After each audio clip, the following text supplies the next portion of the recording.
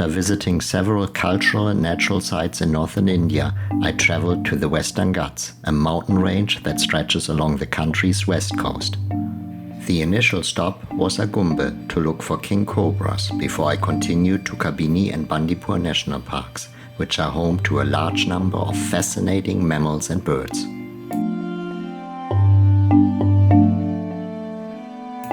Kabini is part of Nagarhole National Park and together with other reserves forms the largest protected area of forest in southern India.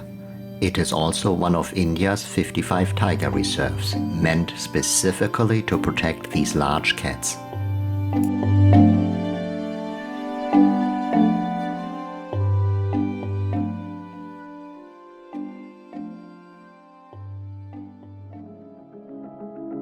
Kabini used to be the private hunting ground for the royal family of Mysore, and I did stay at the former Maharaja's hunting lodge.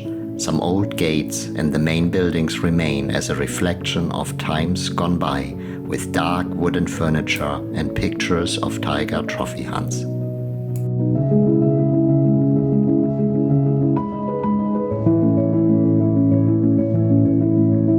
Today, the hunt is for good wildlife sightings and safaris are heavily regulated. In the morning, safari jeeps line up at the entrance to be assigned park sectors for the drive, and the first hour is usually very misty, allowing only for a short glimpse of wildlife.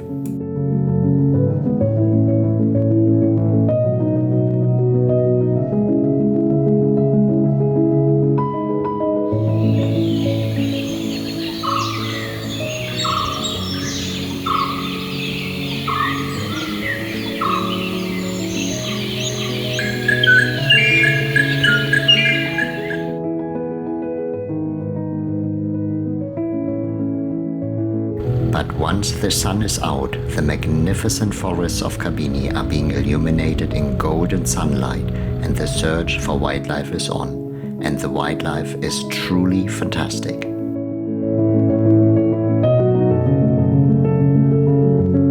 One of our first sightings was the Gaur, which is featured on the cans of Red Bull. It is the largest of all the bovines with a weight of up to 1.5 tons. It is native to South and Southeast Asia and an estimated 20,000 remain, with the majority existing in India and only a few fragmented populations elsewhere. As for so much of our wildlife, the decline has been dramatic over the last 30 years.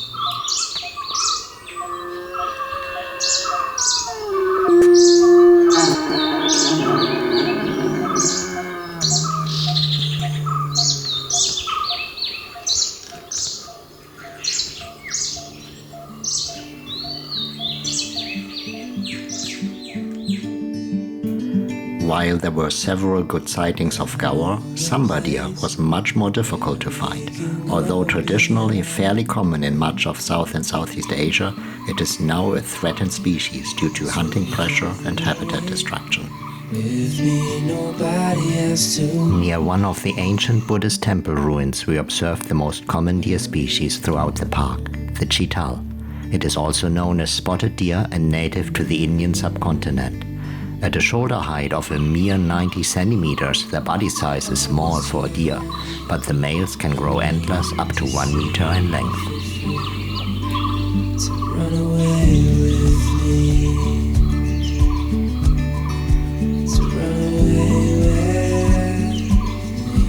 Chitals are one of the main hunting targets of larger cats.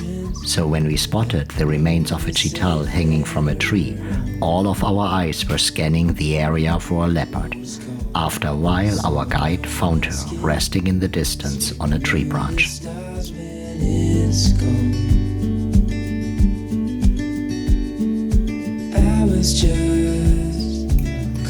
Later, we enjoyed a nice sighting of her cub playing in a tree. The cub was a few months old and probably starting to follow the mother on hunts.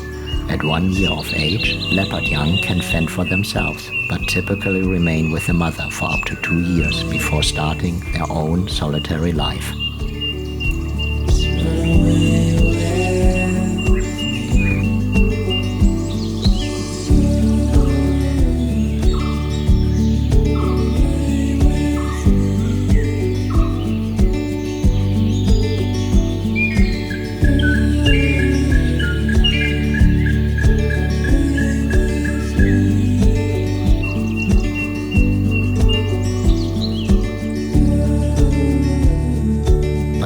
not only about the big mammals. Among the smaller ones, striped-necked mongoose, which are a regional endemic found only in southern India and Sri Lanka, can be seen easily in the park.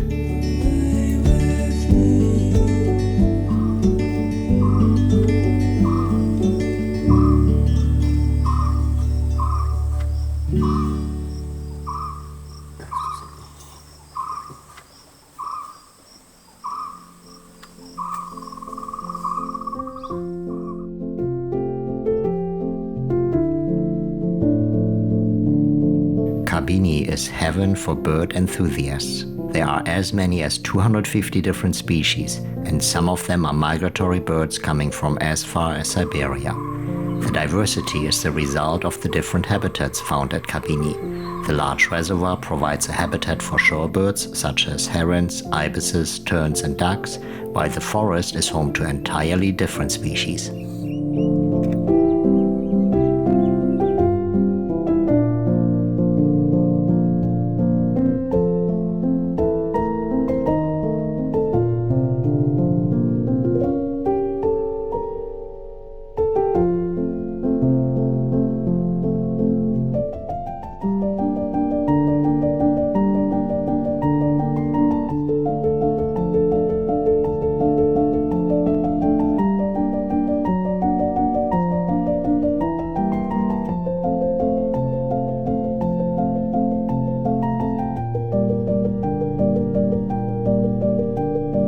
Birds of prey such as eagles, kites and hawks were typically shy, maybe due to the hunting pressure they might face outside the park. We did, however, get reasonably close to two of the most sought-after species, the crested serpent eagle and the particularly stunning crested hawk eagle.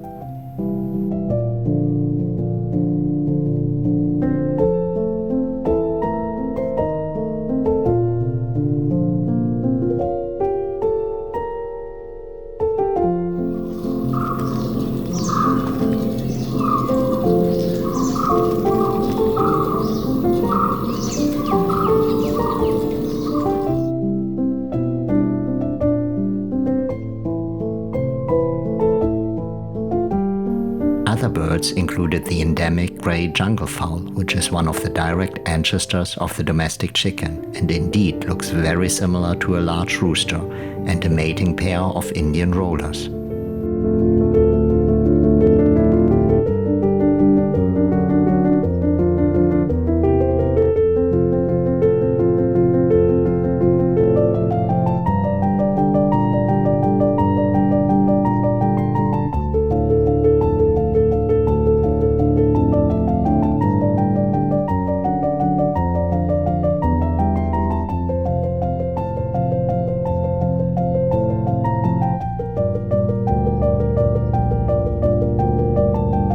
Green bee-eaters are always fun to watch. When perched, they constantly move their head looking for flying insects.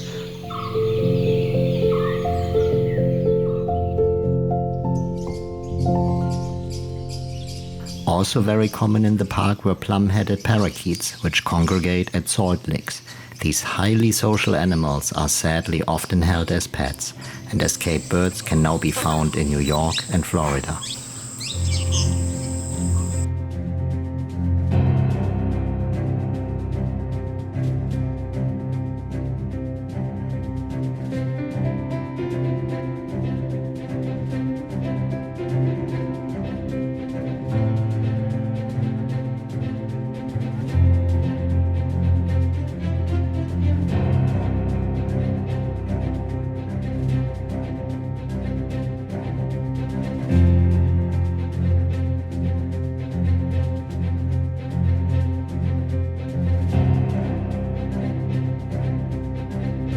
While most birds we saw, including the many woodpeckers, are doing reasonably well, a tragedy is unfolding regarding Asia's vultures. Just 20 years ago, their populations in South and Southeast Asia were abundant. In fact, the white-rumped vulture was regarded as the most common large bird of prey anywhere in the world. Similar to the red-headed vulture, they have now disappeared completely from most countries, and only a few thousand remain.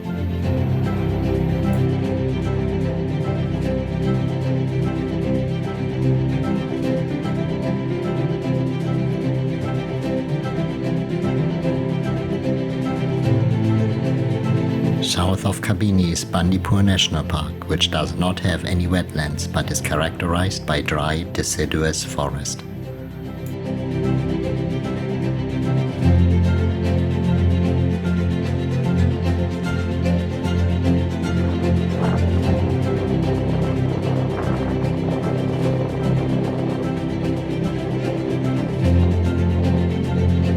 Very common throughout both Bandipur and Kabini is the Indian peafowl, which displays a very marked form of sexual dimorphism. Being a familiar sight in botanical gardens all over the world, the male sports a long train of elongated tail feathers which bear colorful eye spots and certainly make for beautiful photos. The function of this elaborate train has been debated for over a century. Some believe it to be the result of sexual selection, while others argue that the train is a handicap, with males signaling their fitness in proportion to the splendor of their trains. At Bandipur, there was ample chance to observe the peafowl courtship ritual. Typically, several males congregate at a lakeside, where each maintains a small territory and allows females to visit them. The males displaying courtship by raising the tail feather into an arched fan, periodically vibrating the long feathers, producing a ruffling sound.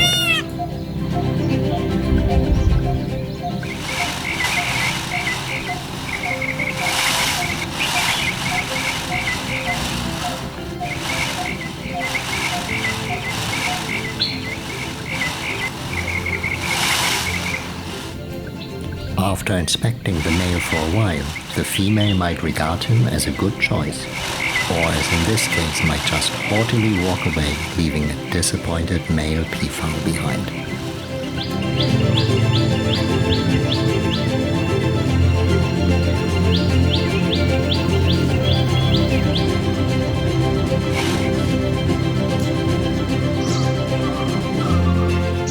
On one occasion I did witness the interaction between two male peafowls, one with a long train of feathers and another one without it. It seemed that the one without a train was trying to pluck the other one's feathers till it escaped.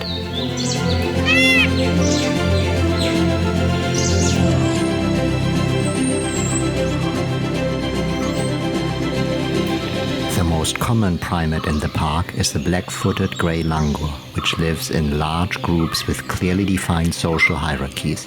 It is equally comfortable moving around on the ground as well as in trees and can be observed easily.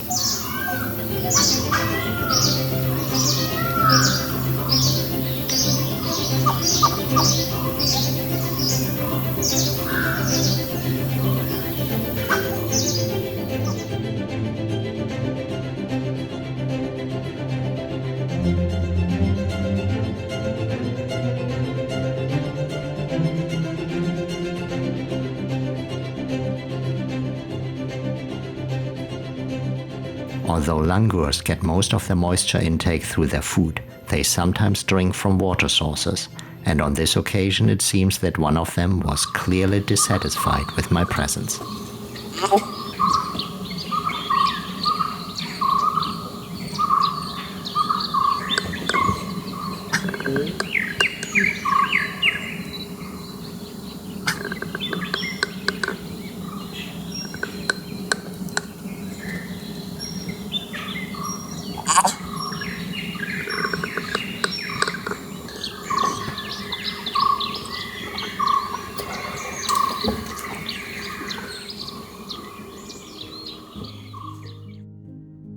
I did expect sightings of Indian elephants to be common, but they mostly hid away and were only seen in the early morning and late afternoon. Their population has halved in the last 3 elephant generations, and 3/4 are found in India. The reproduction rate is slow, with a gestation period of 22 months and a period of up to 8 years before a mature female gives birth again.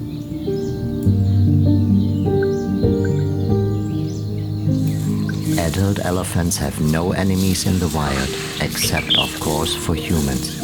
But young elephants are regularly attacked by predators such as tigers, as might have been the case with this calf that was struggling to keep up with its mother.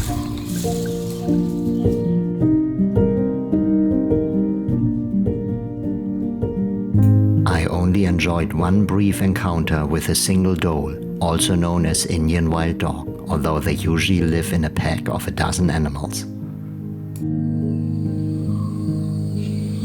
My first sighting of a sloth bear was at dusk, but the next day we ran into a surprised animal by the roadside.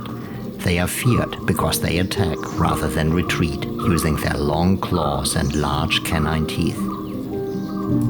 And while a tiger attack could mortally wound a bear, it might still fend the tiger off, which probably happened to the sloth bear I sadly found dying on the road.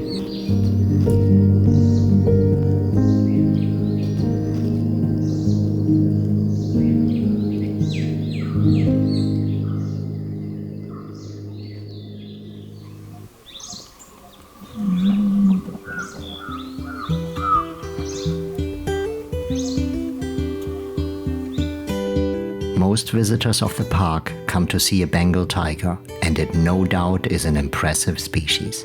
Bengal tigers can be up to 3 meters in length and usually live a solitary life. They spend lots of time patrolling and marking their home range.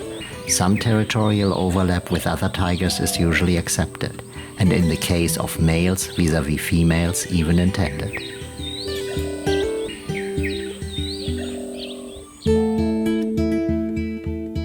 Once abundant, massive hunting during colonial times, habitat loss, and the trade in body parts for use in traditional Chinese medicine have dramatically reduced the numbers of the Bengal tiger. A few hundred Bengal tigers remain in Nepal, Bangladesh, and Bhutan, and maybe a handful in China. India had an estimated 3,700 tigers in the wild in 2003.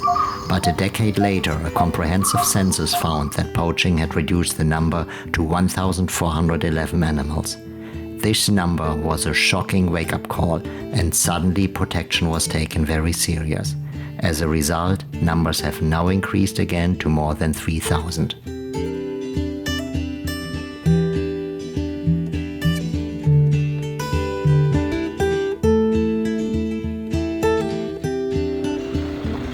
These days, a large number of visitors come to see tigers, and presenting wildlife to a larger audience might be what it takes to give nature at least a fighting chance.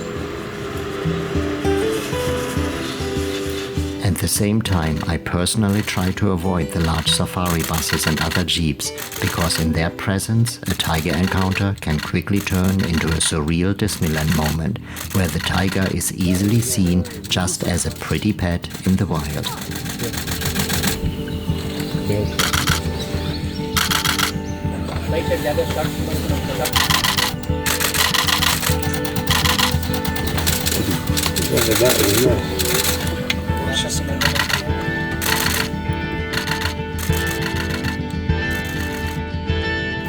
The best moments therefore were in solitude, like here, where a tigress is calling for her cubs.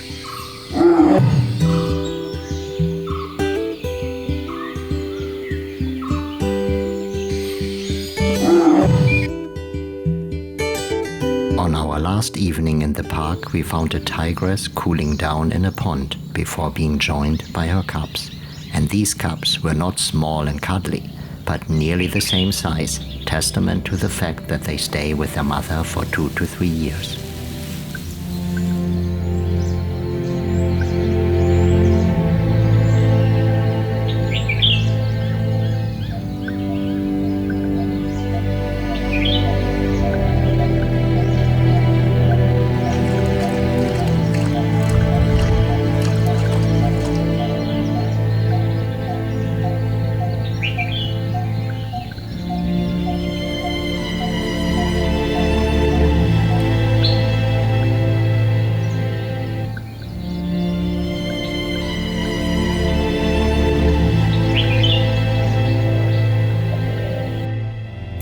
National parks I visited felt reasonably well managed, but in other parts of the Western Ghats, habitat destruction continues every day due to demographic pressure and the resulting conversion into farmland, as well as large-scale infrastructure projects.